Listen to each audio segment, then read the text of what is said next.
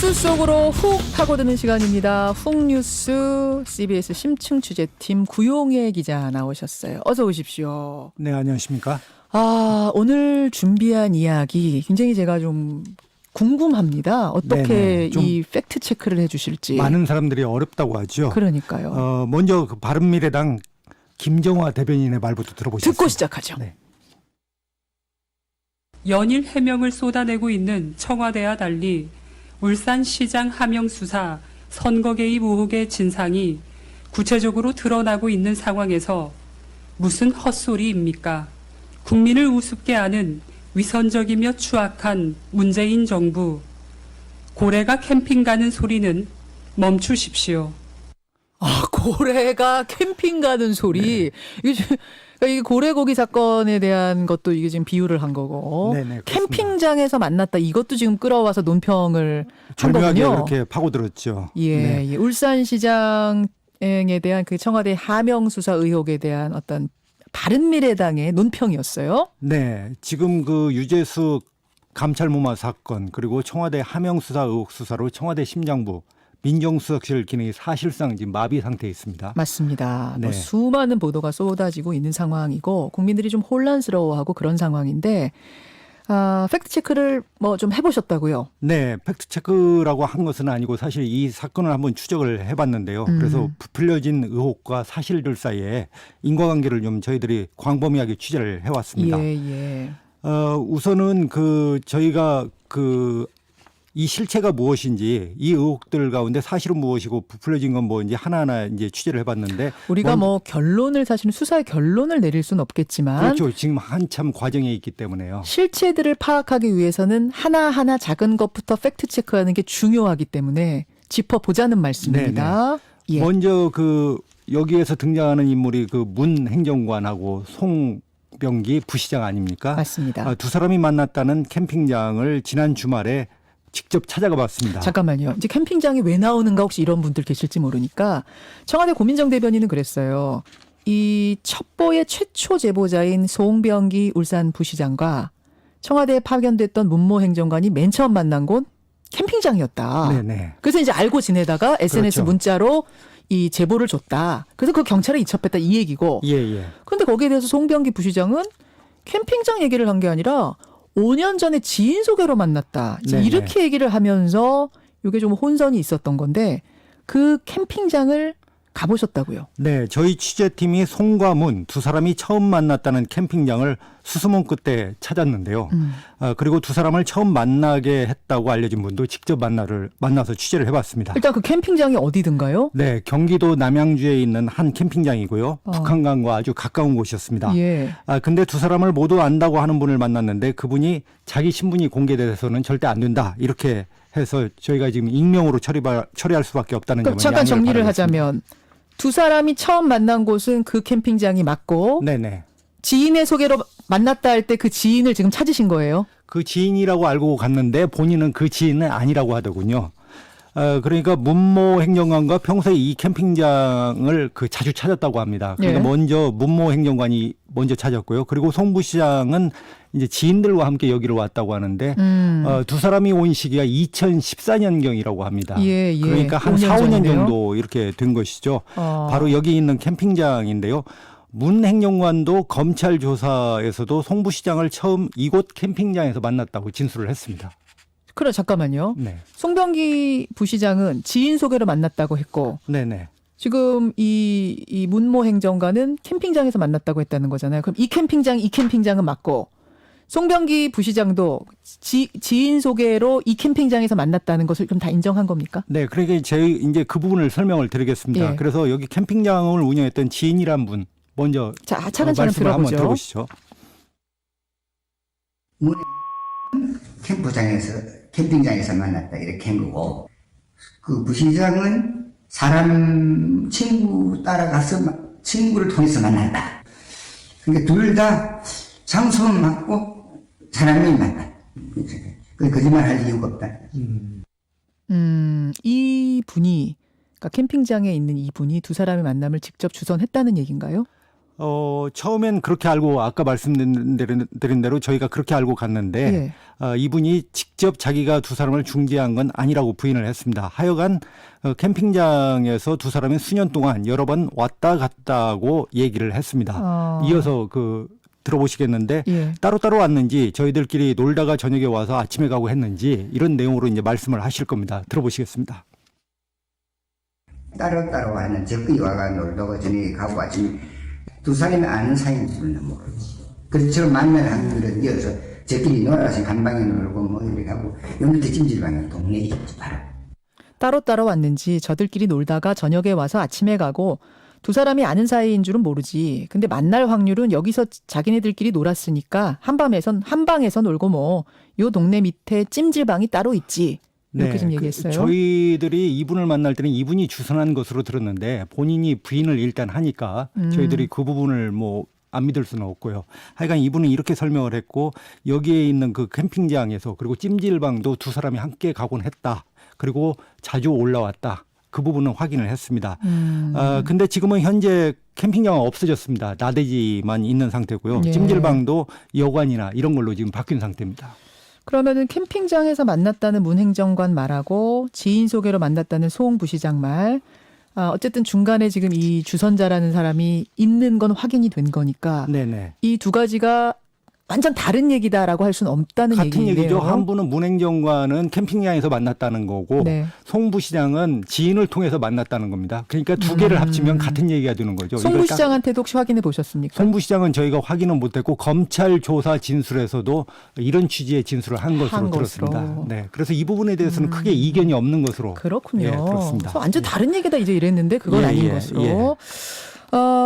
그러면은 이건 어때요? 그 송 부시장의 제보는 청와대가 어떤 지시를 내리기 전에 문행정관 개인 차원에서 첩보로 최초 작성됐다는 것. 그거는 맞습니까? 이 부분 그 검찰 조사 과정에서 문 행정관과 송 부시장은 그런 취지의 진술을 한 것으로 전해지고 있습니다. 그러니까 문 행정관은 검찰 조사에서도 처음에 송 부시장이 카톡으로 제보를 해줬고 그것이 좀 난잡해서 자기가 개인 메일로 옮겼고 그런 다음 청와대 외부망과 내부망으로 연속적으로 옮기면서 첩보 내용을 정리했다라고 진술을 했습니다. 근데 이 문서 생산을 위해서 이렇게 개인 메일, 청와대 외부망, 거기서 또 내부망 이건 왜 이렇게 옮기는 거죠? 청와대 문서 생산에서 편집이나 고쳐 쓰는 일이 보안상 이유 때문에 상당한 제약이 있다고 합니다. 그래서 내부망에서만 그 고치고 하는 일이 가능하기 때문에 이렇게 옮겨간다고 하는데요. 이게 보안상 이유 때문에 청와대 직원들이 대개 이렇게 한다고 합니다. 그래요. 네네. 근데 송 부시장은 청와대가 요구를 해서 뭐 물어보길래 내가 답했다 지금 이렇게 말했잖아요. 그렇게 얘기를 하고 있죠. 송 부시장 아까도 말씀드렸지만 검찰에서는 청와대 문모 행정관이 요구해서 제보를 줬다라고 진술을 했습니다.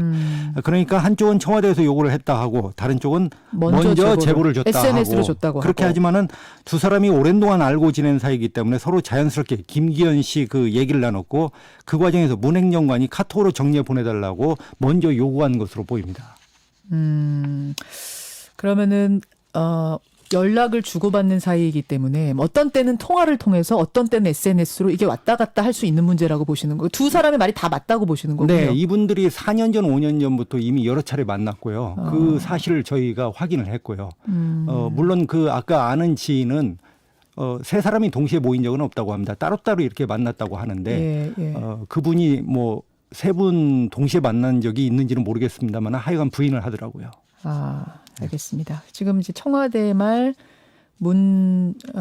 송병기 부시장의 말이 엇갈린다고 하는 부분에 대해서 팩트 체크를 해봤는데 이 부분은 크게 엇갈리지 않는다는 이제 결론을 그렇죠. 얻으셨어요. 네네. 근데 그렇다고 해서 청와대 하명수사 의혹이 명쾌하게 해소되는 건 아니잖아요. 물론이죠. 청와대와 검찰은 제보가 있고 근거가 있어서 수사를 하는데 시기가 무슨 문제냐 이렇게 항변을 하고 있죠. 그렇지만은 하필이면 선거가 임박한 시기에 왜 이런 일이 일어났는지 의문은 계속 제기되고 있습니다.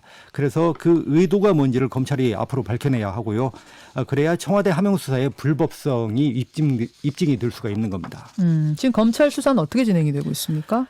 저희들이 취재한 바에 따르면 검찰이 문 행정관과 송 부시장을 연달아 소환해 조사를 벌였지 않습니까? 두 사람의 진술이 상당히 지금 일치하고 있는 것으로 보입니다. 그리고 청와대의 조직적 관여도 아직까지는 확인되지 않아서 매우 당혹스러워하고 있다라는 분위기도 감지가 되고 있습니다. 특히 그 문 행정관은 내가 송 부시장한테 제보를 처음 받았고 그 위로 첩보를 생산해서 올렸는데 그것이 그때 당시에는 채택이 안 된 걸로 알았다. 소위 킬된 걸로 알았다. 근데 이번에 경찰을 통해서 첩보가 내려간 사실을 알았다라고 진술을 하고 있습니다. 그러니까 자기는 처음에 첩보를 생산하고 그 과정에서 특별히 누구의 지시를 받지 않았고 몰랐다라는 것이죠. 네, 네. 그러면은 그 당시 그 백원우 비서관의 지시 여부를 밝혀내는 게 검찰의 이제 주목하는 부분일 텐데. 네네. 문행정관 앞에서 지금 막히고 있다. 검찰 입장에서는 이렇게 보고 있는 거예요? 그렇죠. 지금 그 문행정관과 송부시장이 그렇게 얘기를 하고 있기 때문에 상당히 지금 검찰이 수사에 있어서 상당히 난항을 겪고 있는 것으로 그렇게 현재는 그렇습니다.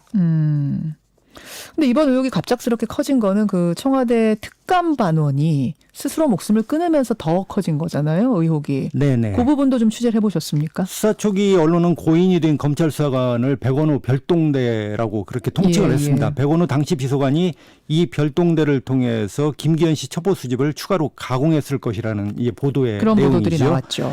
그러나 아직까지 그 부분이 확인되지 않고 있고요. 검찰 주변에서는 휴대폰 포렌식이 가능할지는 또 지금 알 수가 없는 상태고요. 가능하다고 해도 휴대폰에서 별도 추가 지시 내지는 어떤 가공을 확인할 수 있는 내용이 나온다는 보장도 없다. 이런 해석도 지금 나오고 있습니다. 그런 와중에 서울경찰청의 고위 간부가 네. 어제 고인에 대한 협박이 있었을지 모른다. 이런 상당히 민감한 발언을 고위 간부가 했어요. 그렇죠. 이용표 서울경찰청장이 검찰의 고인의 휴대폰 압수수색을 2번씩이나 신청한 이유에 대해서 기자들에게 설명을 했습니다. 왜 검찰이 아니라 경찰이 해야 되는가? 예, 2번 신청을 했죠. 예, 아마 기자들에게 대해서. 설명을 했던 모양입니다. 그 중간에 서울청 고위 수사 관계자가 나서서 문제에 의미심장한 발언을 내놨는데요. 타살 혐의점이 없어도 협박 같은 것이 나올 수 있다. 휴대전화에서 무슨 내용이 나올지 모르지만은 마땅히 들여다봐야 하지 않겠냐라는 말을 했습니다. 이게 사실 검찰 입장에서는 상당히 듣기가 거북했겠는데요. 매우 거부하죠. 협박 같은 것이 있을 수 있다라는 어떤 근거를 따로 제시하지는 않았습니다. 그렇지만 논란의 발언으로 보이고요. 저희 취재팀도 이번 사건을 처음부터 취재를 했습니다마는 네. 그러나 유가족이나 관련 당사자를 통해서 협박 얘기를 직접 확인하지는 못했습니다. 그렇지만 여러 채널을 통해서는 본인은 정말 여기 그 돌아가신 분이죠. 예, 고인이죠. 예. 특감 본인은 반원. 정말 나는 울산의 고래 사건 때문에 갔다 왔는데 검찰에서 나를 엮으려고 하는 것 같다. 첩보 문건이라는 것도 경찰 보고서 형식으로 돼 있던데 이번에 검찰 조사를 받다가 처음 봤다라든지 본인이 억울함을 토로했다는 말들을 여러 번 듣기는 했습니다. 그렇지만 아직 확인은 저희가 못했습니다.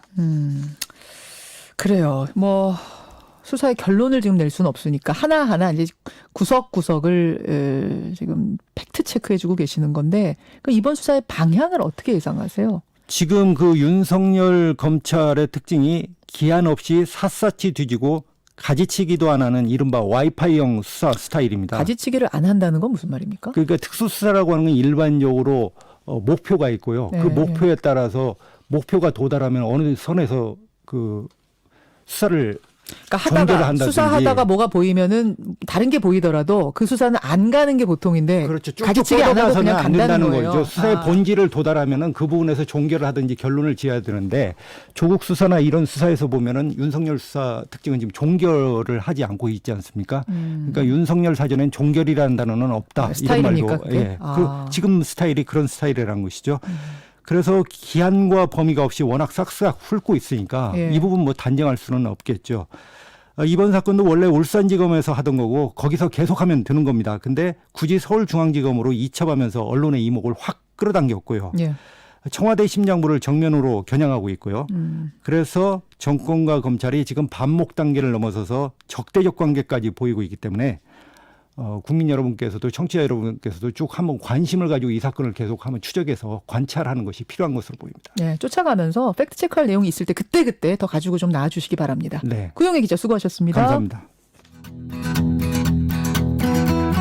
김현정의 뉴스쇼는 청취자 여러분의 참여로 이루어집니다. 트위터, 페이스북, 레인보우 게시판, 그리고 단문 50원, 장문 100원의 유료 문자 샵 1212, 우물정 1212 통해 참여하실 수 있습니다.